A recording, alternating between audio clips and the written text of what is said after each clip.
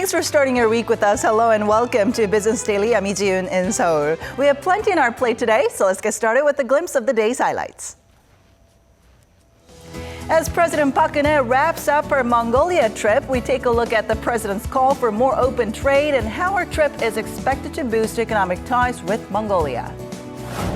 The government is reviewing an option to extend credit card tax deductions once again, but with the hopes of gradually reducing the financial burden on state coffers. These stories and more coming right up. President Park Geun-hye will return home this afternoon after attending the ASEM summit and holding bilateral talks in Mongolia, where she emphasized on boosting free trade for the Korean economy. Our Song Ji-sun has a wrap-up of the president's trip. President Park Geun-hye's consistent message of denuclearizing North Korea was echoed through the ASEM summit and bilateral talks with Mongolia during her 5-day stay. 북한의 핵 위협 등이 인류의 평화와 안정을 끊임없이 위협하고 있고 우리를 분열시키는 다양한 도전들을 우리를 단합시키는 일치된 목표를 통해 극복하는 것이 무엇보다 중요하다고 생각합니다.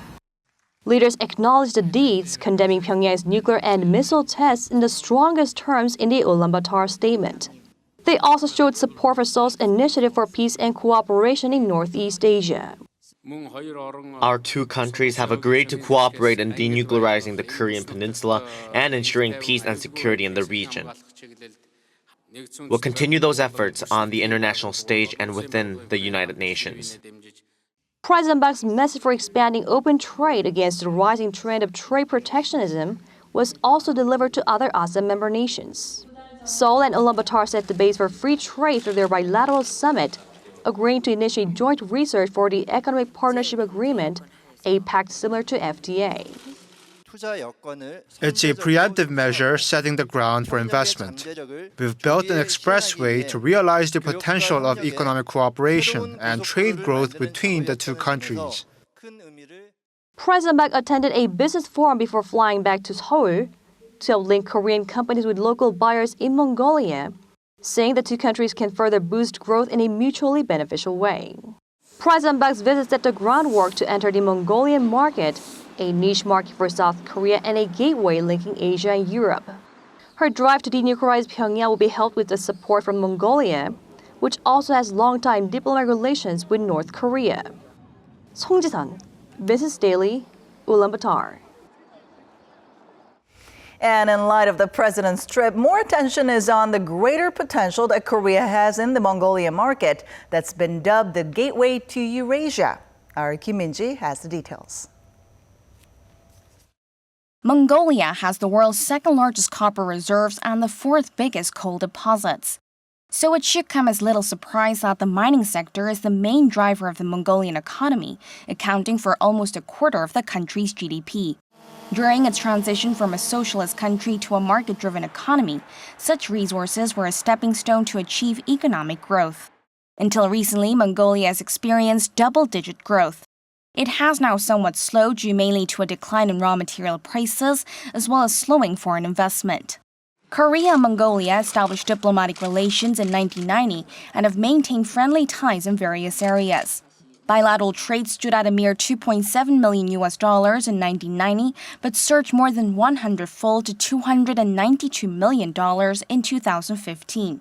Korea's investment to Mongolia amounted to $240,000 in 1994 and jumped to $38.8 million last year.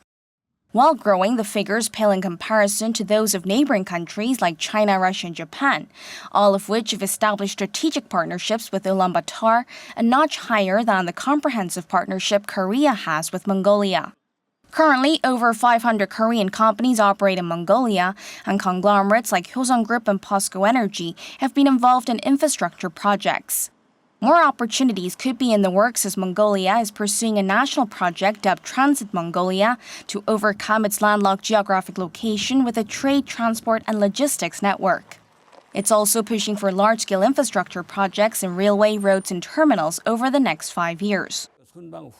Following summit talks, it's expected that investment will expand in the areas discussed, whether that be mining or construction. This will also create more jobs. Korea should also be open to other sectors like ICT. However, Korea still has to overcome problems such as a lack of information and expensive transportation costs. One solution to this is by boosting economic deals. Mongolia is also seeking to develop a system for stable and efficient trade and investment.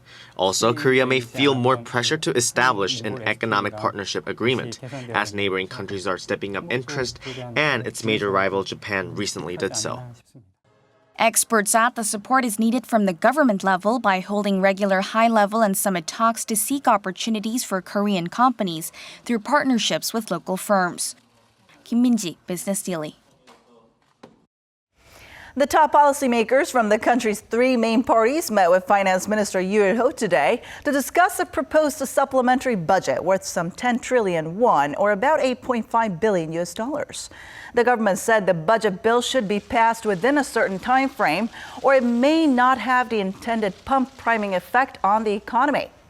The budget supplement was initiated to shore up the Korean economy, which has been suffering from waning exports and sluggish domestic demand. It also aims to support the government's corporate restructuring drive for ailing industries, especially the distressed shipbuilding sector, and boost job creation.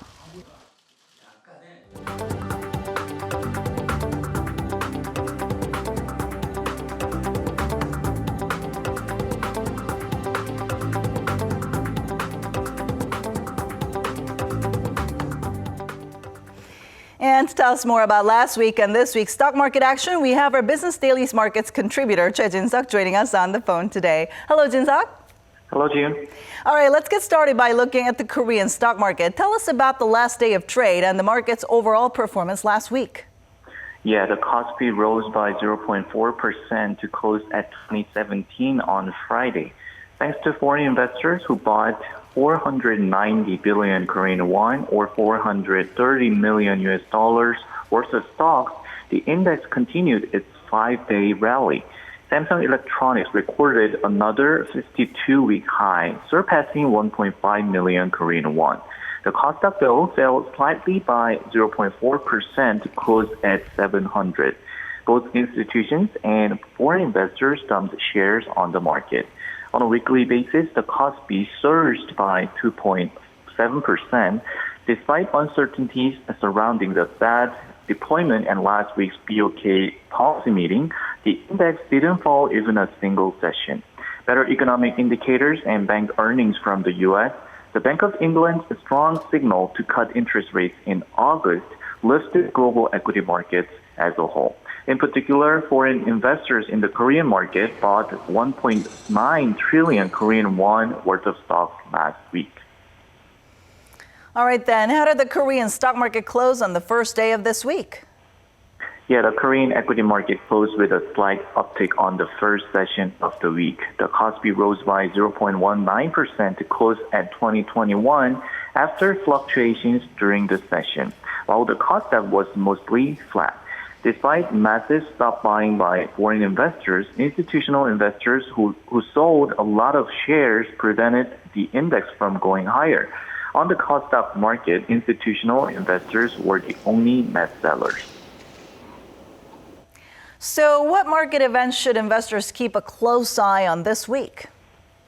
First of all, the U.S. earnings season will move into full swing this week. Major financial companies, including Goldman Sachs and American Express, and tech giants such as Microsoft, Yahoo, Netflix, and IBM will unveil their quarterly results. As most companies, including Alcoa and JP Morgan, recorded better than expected earnings last week, the U.S. earnings season has been a positive catalyst for equity markets so far. Investors will want to see more evidence that will lift global indices higher. Economic indicators are expected to draw attention from investors as well. Most economic data in the U.S. came out positively last week. This week, U.S. housing data will be the key. Lastly, the European Central Bank, or the ECB, will hold its first policy meeting since the Brexit decision on Thursday. Investors will see if the ECB will roll out additional stimulus measures to mitigate the negative effects of Brexit. So we have seen quite a bit of positive sentiment, but what are some potential risks that could still rattle global markets? Any uncertainties in relation to the failed coup in Turkey can damage investor sentiment. The U.S. stock market Dow Industrial Index had ended at a record high on Friday as upbeat economic data and the start of earnings season gave investors confidence. But equity futures fell after the closing bell following reports of the coup attempt in Turkey, proving that certain developments in Turkey might act as a negative catalyst for global equity markets down the line. We can't overlook the importance of political risks as well. The U.S. Republican Party will hold its convention starting Monday local time. Donald Trump is expected to be designated as the official candidate for the presidential election and at the convention. As global investors have considered the election a potential risk to the markets, the convention is expected to receive a lot of attention from investors as well. This has been Choi Jin-seok for Business Daily.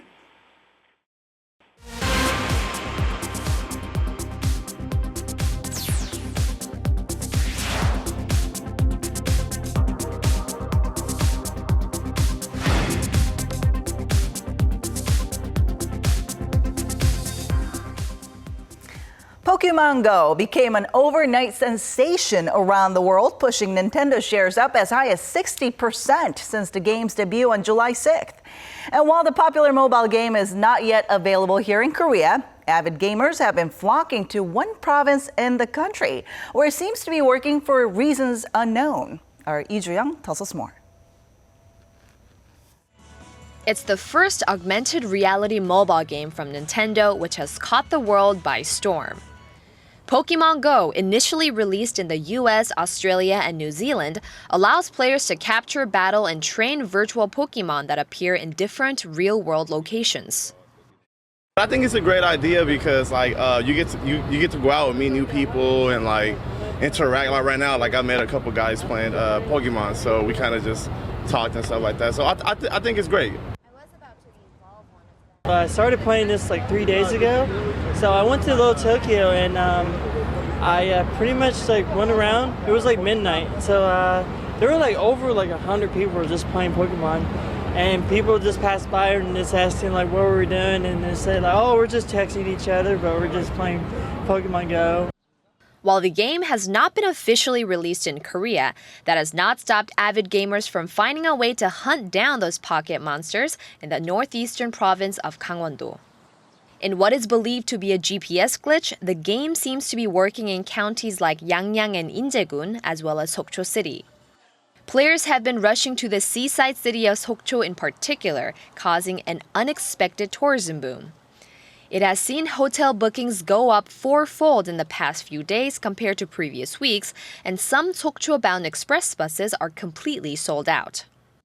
The local government has also been increasing free Wi-Fi hotspots and battery charging stations to attract as many Pokemon tourists as possible.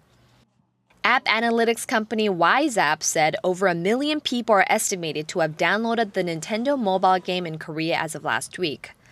But it's still unclear whether the game will ever be officially released, as Seoul places heavy restrictions on Google Maps, which is used within Pokemon Go, due to concerns about sensitive information on military bases and strategic positioning against North Korea. Lee Joo-young, Business Daily. It's a popular program that offers tax deductions for using your debit or credit card. And after several extensions, the Korean government is reviewing it again this month. And our Eunice Kim explains how it works and what changes to it the Finance Ministry is considering. For people looking to save on their year-end taxes, the credit card tax deduction program has been a popular option. The program offers a deduction of up to 3 million won to salaried employees if more than a quarter of their annual wages are spent using debit and credit cards. First introduced in 1999, it was designed to encourage the use of plastics to improve transparency for identifying taxable income. The program was so successful, it's been extended 6 times and served as a tax cut of sorts. Last year, the combined year-end deduction added up to 1.8 trillion won. That's $1.57 billion. The Ministry of Strategy and Finance is once again reviewing the program and considering ways to ease the financial burden on the government. Amid calls to make the popular program permanent and in a bid to avoid denting consumer sentiment, the ministry has hinted it won't scrap the deduction program altogether, but it will look at ways to make it more sustainable. Some of the possibilities are gradually lowering the financial benefits over time, or offering benefits by income level to ensure they go to those who need it more. The final decisions are to be made public in the Finance Ministry's tax revision plan, to be announced later this month. Eunice Kim, Business Daily.